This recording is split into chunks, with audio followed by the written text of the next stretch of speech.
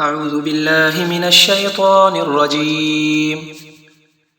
ولو يؤاخذ الله الناس بظلمهم ما ترك عليها من دابة ولكن يؤخرهم إلى أجل مسمى فإذا جاء أجلهم لا يستأخرون ساعة ولا يستقدمون.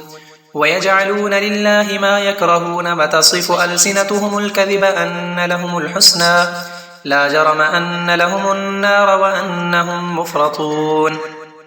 تالله لقد أرسلنا إلى من قبلك فزين لهم الشيطان أعمالهم فهو وليهم اليوم ولهم عذاب أليم. وما أنزلنا عليك الكتاب إلا لتبين لهم الذي اختلفوا فيه وهدى ورحمة لقوم يؤمنون.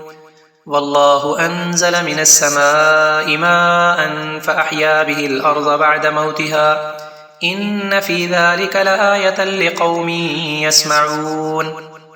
وإن لكم في الأنعام لعبرة نسقيكم مما في بطونه من بين فرث ودم لبنا خالصا سائغا للشاربين ومن ثمرات النخيل والأعناب تتخذون منه سكرا ورزقا حسنا إن في ذلك لآية لقوم يعقلون.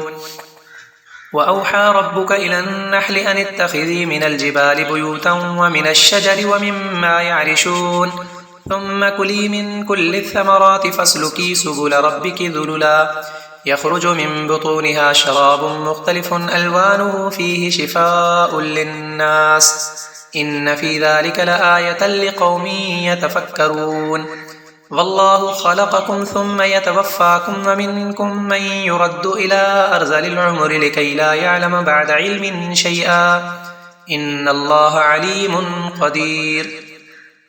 والله فضل بعضكم على بعض في الرزق فما الذين فضلوا براد رزقهم على ما ملكت أيمانهم فهم فيه سواء أفبنعمة الله يجحدون.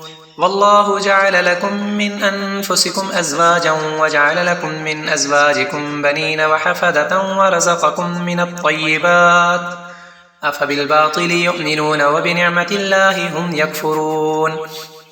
ويعبدون من دون الله ما لا يملك لهم رزقا من السماوات والأرض شيئا ولا يستطيعون فلا تضربوا لله الأمثال إن الله يعلم وأنتم لا تعلمون. ضرب الله مثلا عبدا مملوكا لا يقدر على شيء ومن رزقناه منا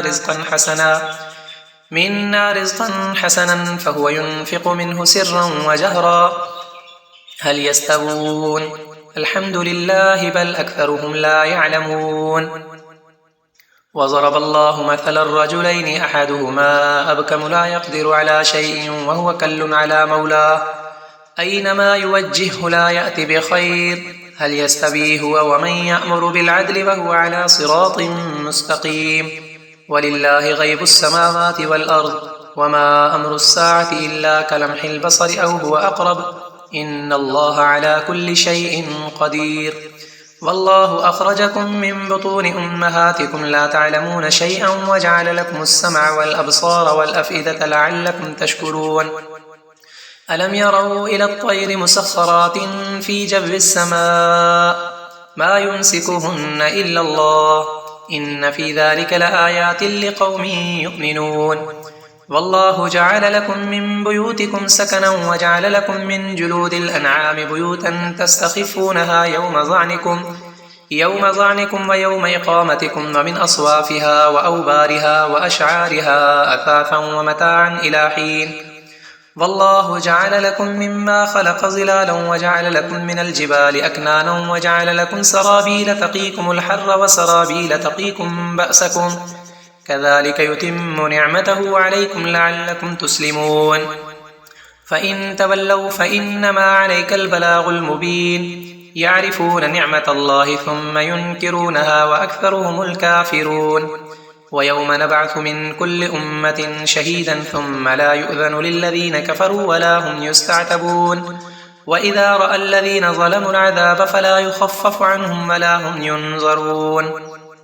وإذا رأى الذين أشركوا شركاءهم قالوا ربنا هؤلاء شركاؤنا الذين كنا ندعو من دونك فألقوا إليهم القول إنكم لكاذبون وألقوا إلى الله يومئذ السلم وضل عنهم ما كانوا يفترون الذين كفروا وصدوا عن سبيل الله زدناهم عذابا فوق العذاب بما كانوا يفسدون ويوم نبعث في كل أمة شهيدا عليهم من أنفسهم وجئنا بك شهيدا على هؤلاء ونزلنا عليك الكتاب تبيانا لكل شيء وهدى ورحمة وبشرى للمسلمين